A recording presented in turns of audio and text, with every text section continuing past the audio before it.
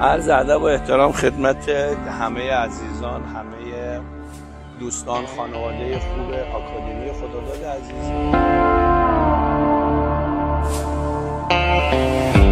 خدمت شما که توضیح بدم راجع به بازی‌های داخلی آکادمی ما، با توجه به اینکه توی یه سری سنینی ما توی آکادمیمون تیم نداریم و طبیعتاً بچه‌ها نمیتونن بازی کنن و آموزش تنها هم خب باید یه بازی انجام بشه تا اون آموزش جواب گرفته بشه.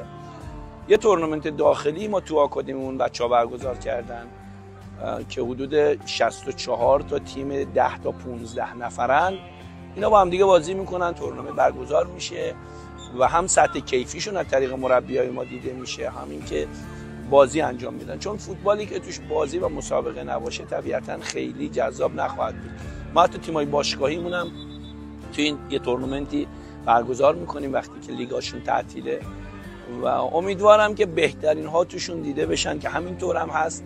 ما تو همین تورنمنت ها بهترین ها رو جدا میکنیم، به تیمامون اضافه میکنیم و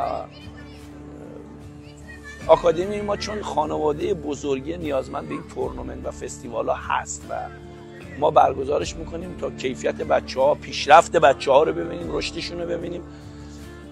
همه امیدواری من اینه که ما تو سالیان آینده بتونیم از این آکادمی بازیکنایی رو به سطح اول فوتبال مملکت تبدیل کنیم. ارادت داریم، از همکاریتون ممنونم، از اینکه به ما اعتماد میکنید و ما در کنارتون هستیم و شما در کنار ما. مرسی.